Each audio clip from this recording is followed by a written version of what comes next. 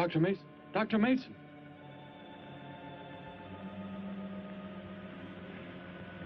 I'm sorry. I guess it was nothing. A sudden light reflection. It startled me. There's no doubt a comet or a meteor. No, it seemed to be a drill-shaped thing. Revolving. No, it must have been my imagination. But it makes me realize how desperately alone the Earth is. Hanging in space like a speck of food floating in the ocean. Sooner or later to be swallowed up by some creature floating by. Oh, come now. Time will tell, Dr. Mason. We can only wait and wonder. Wonder how. Wonder when.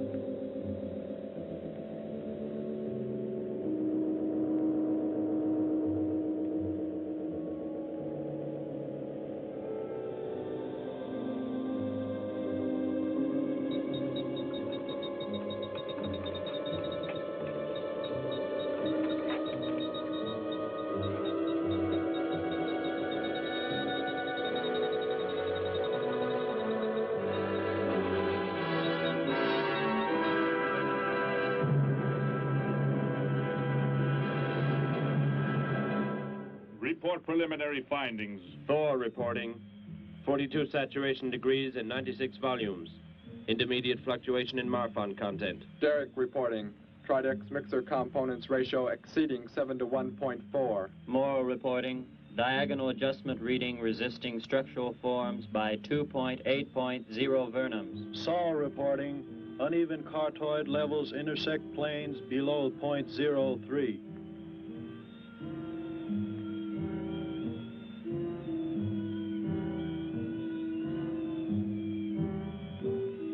Surface readings register above minimum requirements. Morrow, go below and bring up the young Gargan specimen. Now the decision depends on its reactions. Wait, Captain. I have found evidence of intelligent beings on this planet. Of what concern are foreign beings? Of none to you, Thor. Just as you were so unconcerned when you destroyed the small creature. So bravely. It was no more than an insect. But it had life. And that life you had to take to satisfy your endless hunger for killing. Silence, both of you! Proceed, bring the Gargan. That will not be necessary, Captain. Conditions here will be reported as unsatisfactory, as they were on the other planets we have charted. By what authority? You will prepare for takeoff. The ship will leave this planet immediately. According to our code of operations... You may forget the code of operations, Captain. Only civilized beings could have made the inscription on this metal piece. We shall not have the thousands of Gargans brought here to destroy them. You have concern for foreign beings over our mission to locate grazing land for our Gargan herds? Recall, it is necessary as a reserve food supply for our people. Our people? We live like parts of a machine. We don't know our fathers or mothers were raised in cubicles. The sick and the old are put to death. It is the one and only way to maintain the supreme race. Have you forgotten? Our people have forgotten.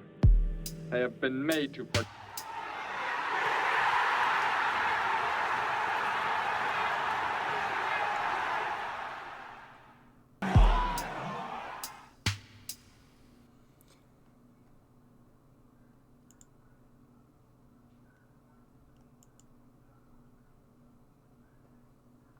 Hi. How are you guys? Welcome to the Science Fiction. Awesome movie. Teenagers from Outer Space. It was filmed in 1959. Oh, I love the space race. I love the Cold War. It's amazing. How is everyone doing today, guys? I know, it's so good. It's so good. There's so many of these old science fiction movies that are out there. And a couple things I noticed, like, watching this. One, the pacing in the 1950s is very different than the pacing today.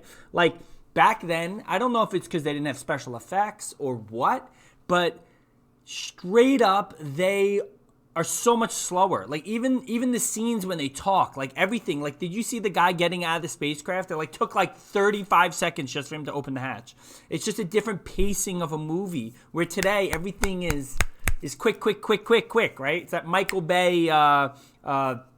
Michael Bay's the guy who did Transformers, right? The Transformer movies. It's like explosion, and then you can't have like 30 seconds on the screen without another explosion because that's just modern day stuff. You guys need instant gratification, right? But that's not the case for kids back in the 1950s, right? Baby boomers in the 1950s, they didn't have the internet. They didn't have cell phones. They didn't have DVRs and Netflix, and they didn't even have TVs. There were TVs in a house, but it was one TV that the family shared. And if you've ever seen those TVs, like the screen, you know, the box, I gotta back up for this one. The box is like huge, but the screen is tiny, right? And so that's kind of crazy. Yeah, so it's just different pacing. You know, their imaginations back then really were able to take a story, a simple story, and go way further than today. Today, we need to see it to believe it, right? Star Wars, I want to see that laser sword, the lightsaber, right? Don't just tell me he has an invisible laser sword. I got to see it because today we need that instant gratification. It's just one small way that our society has changed as technology has advanced. Hi, y'all. How y'all doing? Let's get some tunage.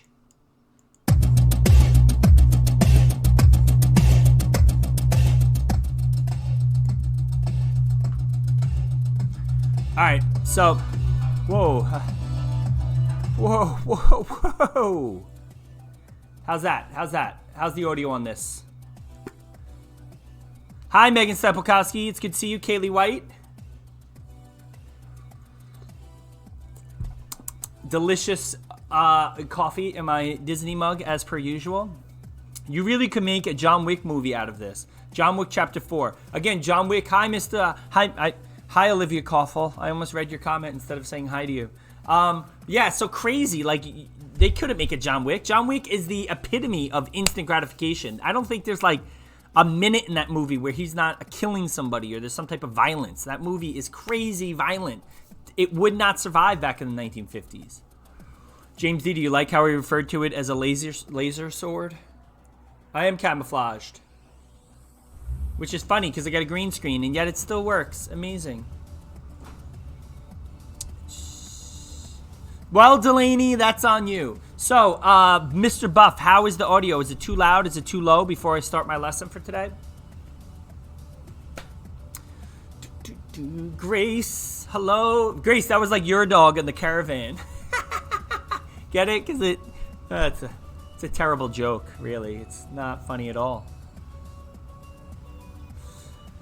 Yeah, so I just want to say there's been some questions as to whether or not, like, the privacy with you guys in the live chat. So the way live chat works on my streams is that it's only here while I'm live. So once the live stream portion ends and the video saves and goes onto my YouTube channel, the chat is forever gone. You can't see the chat.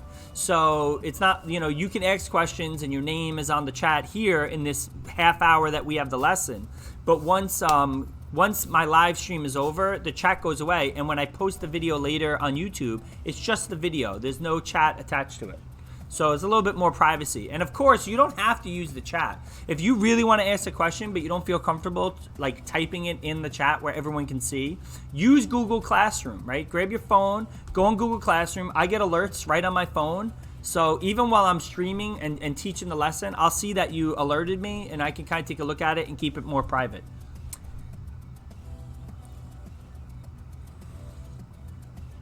It is pretty funny, isn't it, Grace? I thought so. I saw your dad in front of your yard, by the way, cleaning up, like, it looked like sticks.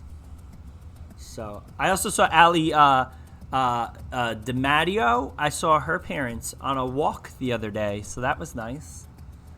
All right, are we ready? Are we ready to learn about the space race? We started with some science fiction. I cannot emphasize how crazy the space race impacts our pop culture and our science fiction and our fantasies and Hollywood and the books that we read and things like that. It really goes crazy. Oh, DiMatteo, you're in chat. I see you. I saw your parents walking. They were doing a nice social distance walk. It was nice. All right, we're gonna get started. You guys ready? You guys ready? Is everything good before I get started?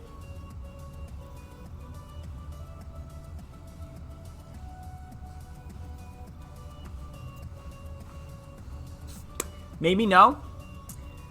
No? Yeah? All right. I'm going to, this is what I'm going to do. I'm going to pause the chat and then got to get those steps in. That's for true. All right. I'm going to pause the chat while I teach my lesson and then I'll open the chat up. Does anyone, before I do that, does anyone have any last questions or comments before I get started? Want to say hi? Anything like that? It's all on you. I'll give it a couple seconds. You don't have to say bye, guys. I'm right here. I'm right here. You don't have to say goodbye. We're just pausing the chat. There's no reason to freak out. Is it legal to kill deer in your backyard? I don't think it is, Dante. I got to be honest with you. Hi, Julia. How are you? Delaney, I miss you too. That's so sweet, Delaney. You're so nice all the time. I feel that way too. Wear a green shirt. I am wearing a green shirt. I don't understand what you guys are talking about. My shirt's fine. It's fine. I don't even know who Techno Charmander is, so I'm assuming that's one of Robert Sims's alts. But let's just move on. All right, here we go. You ready? We're gonna pause the chat and we're gonna get going on today's lesson. Hi, Barry. How you doing, Barry? Sir.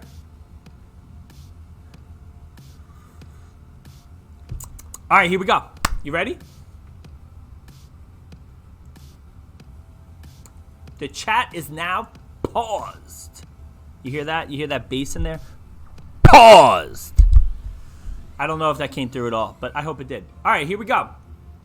Let's back out of here. Let's get into my space race presentation. Whoa. I'm going to move me. I think it's good if I move myself. Come over here. I'm gonna make myself a little smaller. Whoa. Hello. Over here. Down. Psst, psst, down here. All right, here we go. You ready? Space race.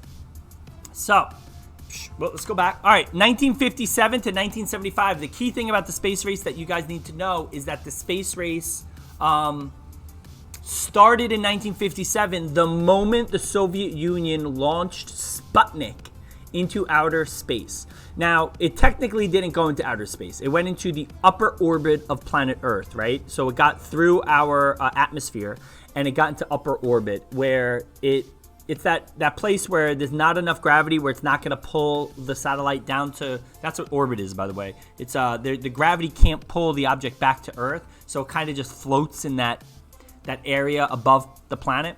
But it's still caught in our gravitational field enough that it rotates with the Earth, right? So I believe it does anyway. If you get into upper stratosphere, it doesn't. But besides that, Sputnik was a Russian word for satellite, and they launched it. It's the size of a basketball. And basically, I think all it did was like take temperatures. It literally had no cameras on it or anything. It just went up and like took temperatures of outer space and things.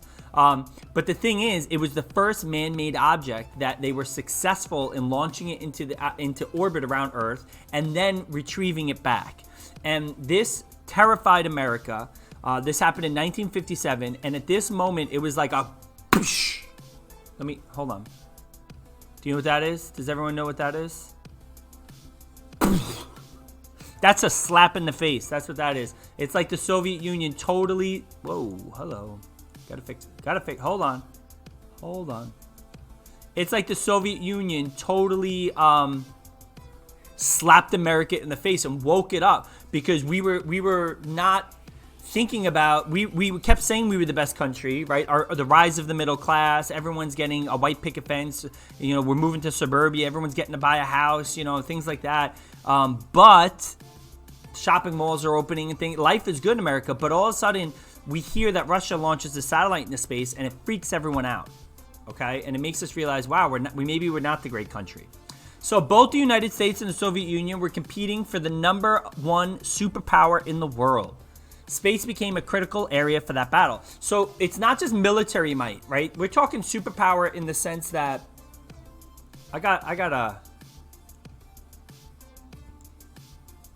yeah, I think that looks better. All right, we're not just talking superpower in a military way. We're talking superpower as in we are the best country in every way. We have the best education. We have the best food. We have the best quality of life. We have more vacation days than those people. We have better science, better schools, better jobs, better sports. We're better in the sports. This is why the Olympics became such a crazy thing during the Cold War, because we had to prove to the world that we were the best athletes in the world, right? And then, of course, we have the best military. We have the best economy, right? We have all these things. So it's not just about being the strongest military. It's about being the strongest and the best in everything, right? And the reason why we want to do this is because the rest of the world is watching.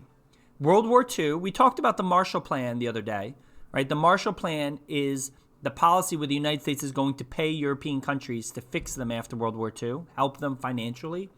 And this is going to keep them away from communism, because the only rule is you can take our money, but you can't be communist. Now, what's crazy about this is because of the Marshall Plan, we're trying to woo these countries around the world to stay capitalist, stay on America's team. Don't go to the Soviet side. Don't go to the Soviet team.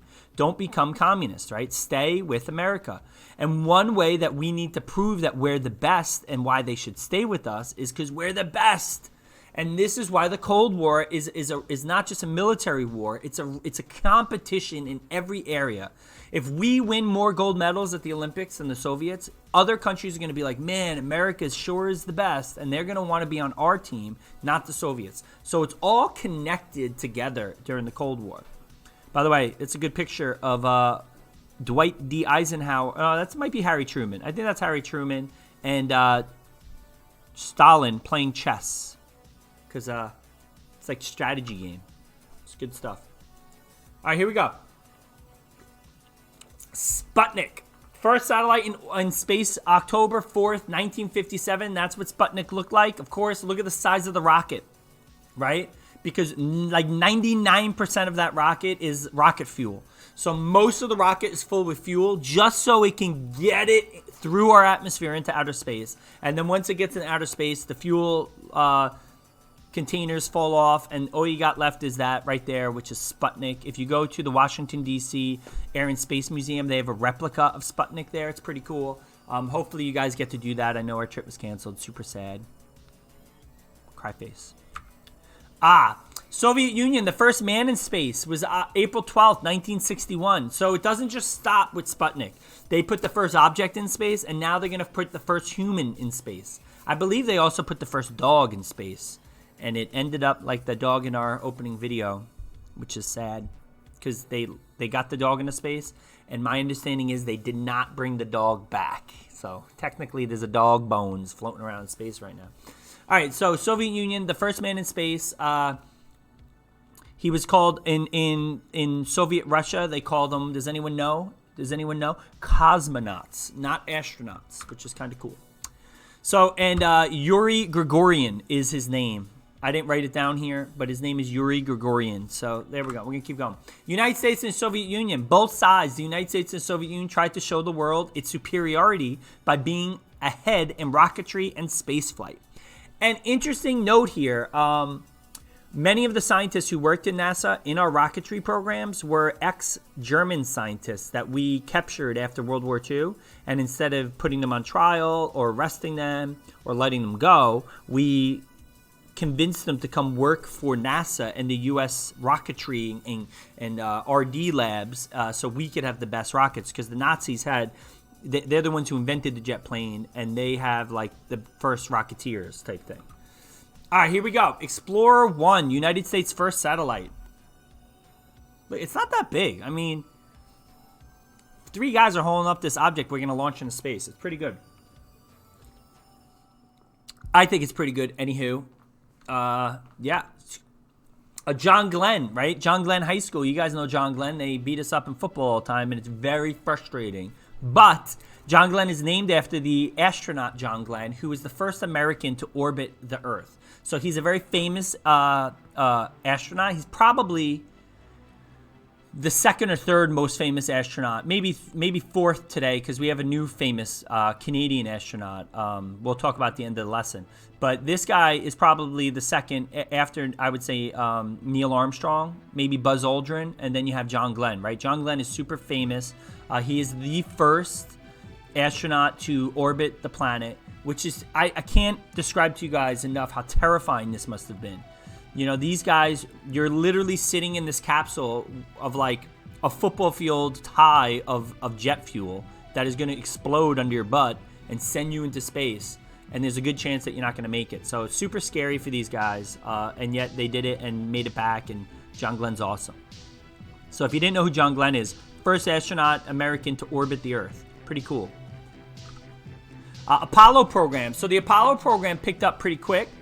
Right, the Apollo program is a program in the United States that had one goal, right? And the goal was to getting the first man on the moon, because we were losing the space race, right? The Soviets have put the first satellite into space. Our satellite, if we go back to here, right, which is Explorer 1, was years after Sputnik.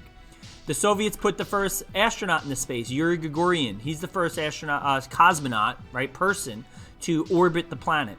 And yet John Glenn is the first American, again, years later, John Glenn. So we're kind of looking embarrassing in the world because we're always behind the Soviets when it comes to the space race.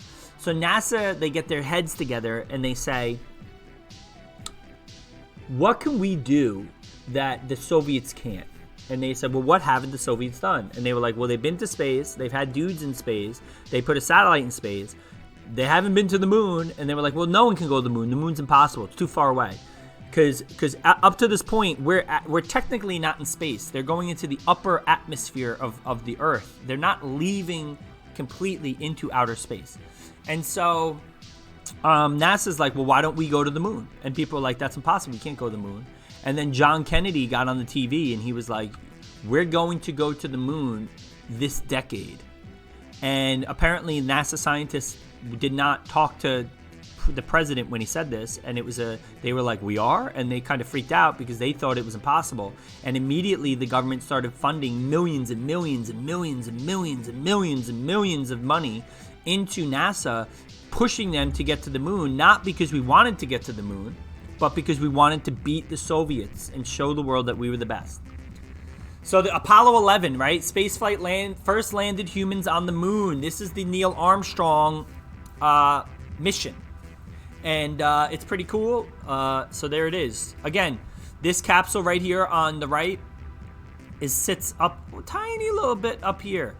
This whole thing is nothing but rocket fuel. Pretty scary. So Neil Armstrong.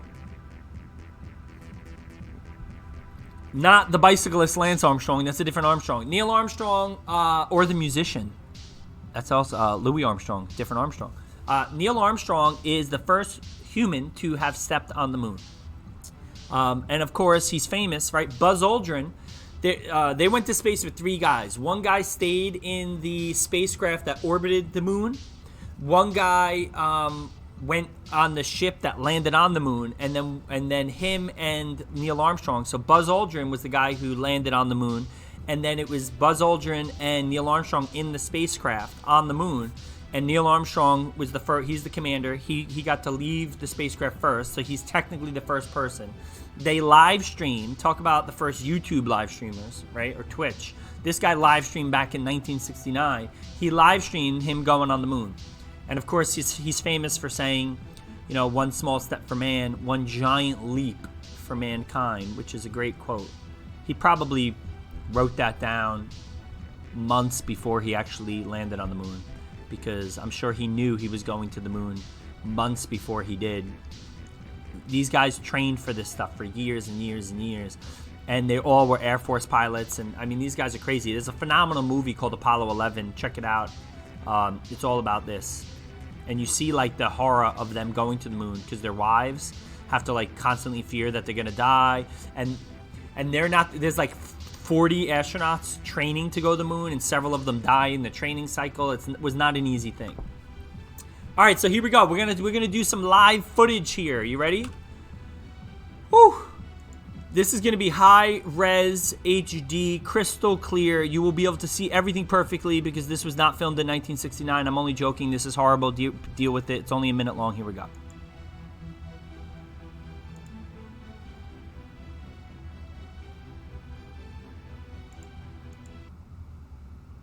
One giant leap for mankind. Oh, that looks beautiful from here, Neil. It has a stark beauty all its own. It's like much of the high desert of the United States. It's different, but it's very pretty out here. Every precious minute of their 2.5 hours on the surface was programmed. Rock and soil samples were to be collected, photographs taken, experiments set up to catch unfiltered particles from the sun, to record moonquakes, to measure precisely by laser beam reflection the exact distance between moon and Earth. Columbia, this is Houston, AOS, over. Houston, Columbia, on the high gain, over. Roger, the EVA is progressing beautifully. They're setting up the flag now. I guess you're about the only person around that doesn't have TV coverage of the scene.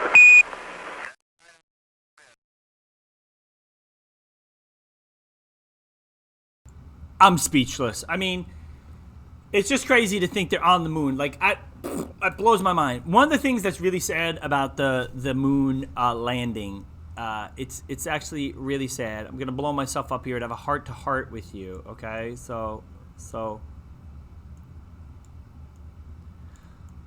let's have a heart-to-heart here. The truth is, there's nothing on the moon. Okay, they collected samples. They collected rock and dirt. And do you know what they found? They found rock and dirt. Like, there's nothing of value on the moon outside of maybe the ability to do some low gravity science experiments.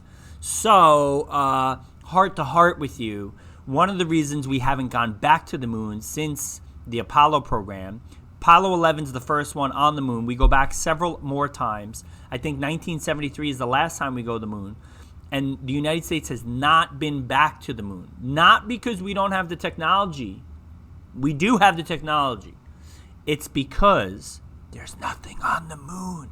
It's kind of just moon dust and rocks and not very valuable. So people are like, why would we spend millions and billions of dollars to get to the moon if there's nothing there? And that concludes my heart-to-heart.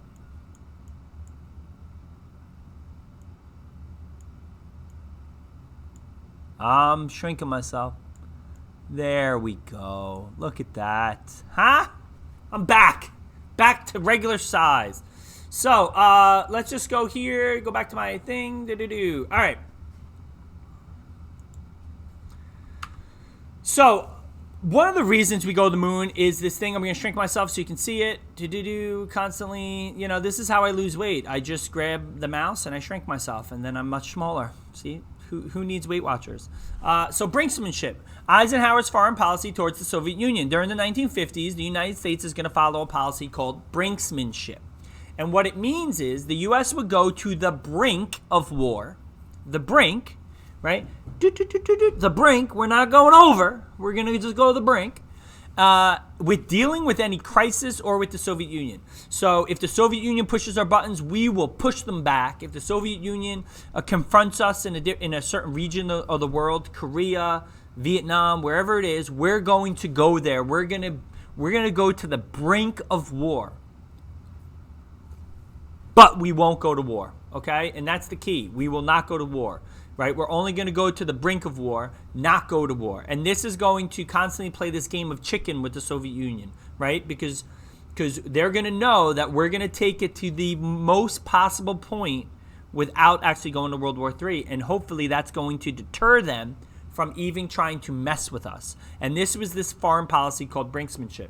It's not the craziest foreign policy we've had. We had a crazier one. We had a foreign policy called MAD. MAD, and MAD stands for Mutually Assured Destruction, which is also crazy, but we'll talk about that in another day. Brinksmanship, right?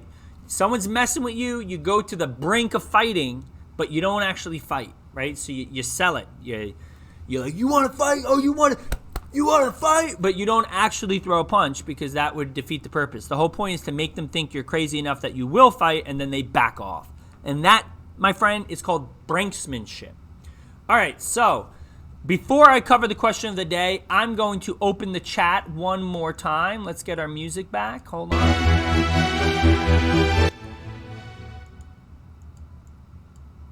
There we go. Music's back.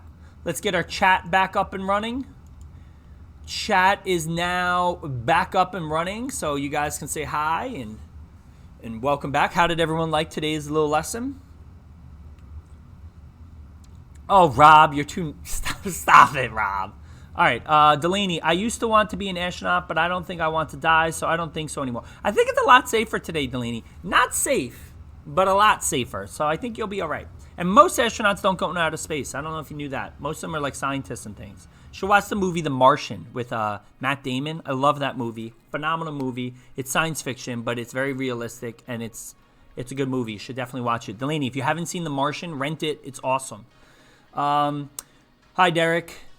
Thank you, Steven. I appreciate that. It was amazing. Thank you, Megan Stipolkowski. Thank you. Thank you for the heart-to-heart. You're welcome. It's the truth, though. Sometimes you got to get that truth out there. Got to get that tough love, right? It's like, does my hair look bad? And, you know, if everyone's just like, no, it looks good, then the truth doesn't get out there. You got to be like, your hair doesn't look good or bad, Mr. Vulture. You're bald. You don't have any hair. And then you're like, oh. And it becomes awkward, but truth is valuable. Mr. Vulture, have you seen October Sky? I have. I love October Sky. That's about that. By the way, the scientist in October Sky, which is, what's his name? Von Braun or something? That dude was a Nazi scientist who supposedly experimented on Jews in the Holocaust. So there's a lot of controversy about that. Because October Sky is a true story, but the guy he looked up to, that old scientist, that guy, it was the Nazi scientist. Crazy stuff.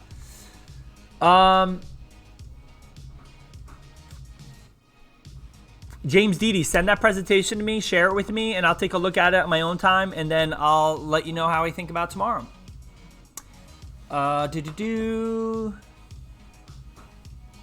you did see it. Yeah, where remember he grows potatoes with his own poop in Mars, and then calls himself, he colonized Mars, because if you farm on a place, you colonized it, which is pretty funny. All right, you guys ready for your question of the day? And then we can get this dog and pony show moving along. Question of the day is, boom. So, question of the day, do you think that spending billions of U.S. taxpayer dollars on the space race, which is what they did, and trying to beat the Soviets to the moon was worth it when we have Americans that are poor and homeless? So I didn't want to just, it's not that, listen, I support the space race, right? So that's not the question. The question is that I want you to think about is a lot of people have criticized it because we're spending billions of dollars to go to outer space when we have people and problems here in America on our own planet. So they're like, why are we spending billions of dollars to go to the moon when we have problems on our own planet that we should be dealing with? Other people argue that no, that the space race has led to massive technological innovation and new technologies. Some even say the cell phone comes from the space race because when they start to go into outer space, they need to figure out how to take giant computers and shrink them down to fit aboard the spacecraft. And so they started to make the first microchips. And then since then, we have now put microchips into our cell phones, and which is kind of cool. So just be aware of that. So some people have said like things like this, cell phones come from the space race. So the question of the day, which I'm going to put into your Google Classroom right now. I have a typo. Let's fix it. Space race. And do me a favor. A lot of you guys have, a lot of you guys are just answering very quickly. You're not putting like, you're not answering. I want like a paragraph for each answer. You know what I mean? It's the only thing you have to do all day besides watch the video. So put a paragraph in for each answer. Be awesome. Be cool. Stay in school. At home. That doesn't make any sense. Okay, we're moving on. Hold on, let me sign in. Here we go. Let's go to Google Classroom. It's a silent G. Everyone knows that. Google Classroom. All right, let's go to period 2. Let's go to classwork. Let's go to question of the week for April 13th. Let's edit this question. And so for your Wednesday, here we go. Boom. Do you think that spending billions of U.S. taxpayer dollars on the space race and trying to beat the Soviets to the moon, was worth it when we have Americans that are poor and homeless and need help here on Earth? There you go. Explain your opinion thoroughly. And I wrote, don't explain the answer. Explain your opinion because that's exactly what it is. It is your opinion, right? So just beware of that, guys. All right, so I'm going to save this now. And there's your Wednesday's question of the day. How's everyone doing? Any other questions? I have to update this, so I'm going to be updating these for the other classes while I wait for you guys. There we go.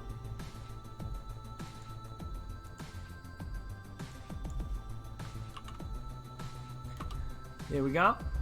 Period 3 is now updated. Any questions in the chat? Okay, Google, shuffle my Vulture playlist. Well, that's. You don't like this song? Is that what I'm hearing? Is that what's happening right now? We're having a revolt against Mr. Vulture's music. Where's my mouse? Lost it. Here we go. We'll change the music. Let's go with. Here we go.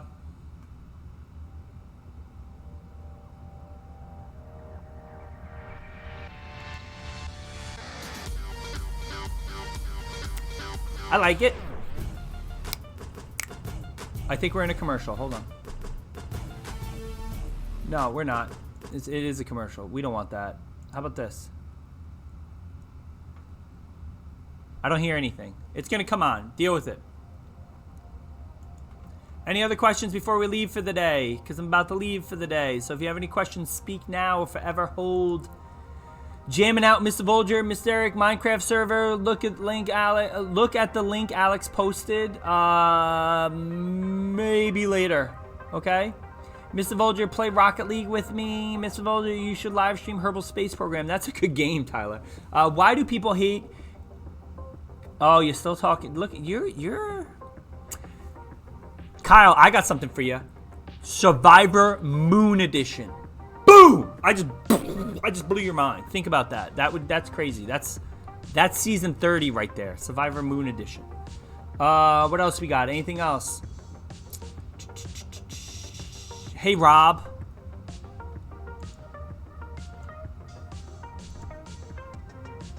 All right, so this is period 5. I'm editing now. Got to do one at a time. I know.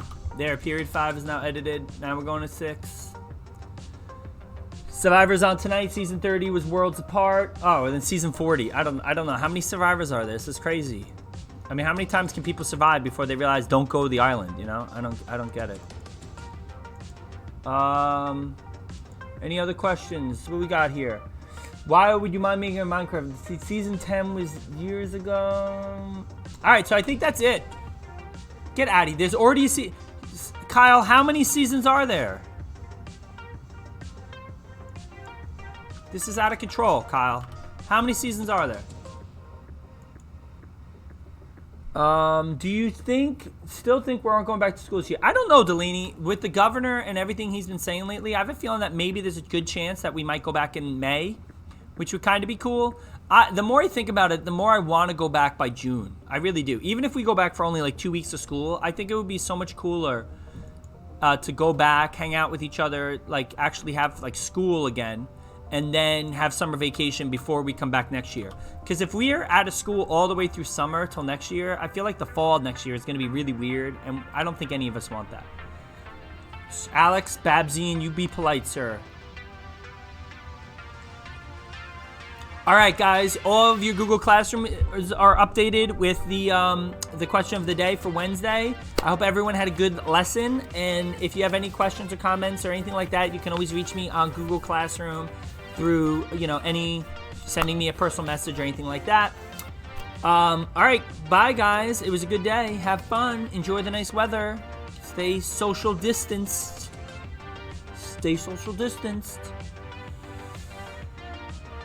Mods are abusing the power, Christian Munch? Is that what you're saying? Give me names, sir. I want names. Is it Derek Mayer? Because he's the one that just deleted that post, possibly. All right, I'll talk to you guys later. Bye. Bye.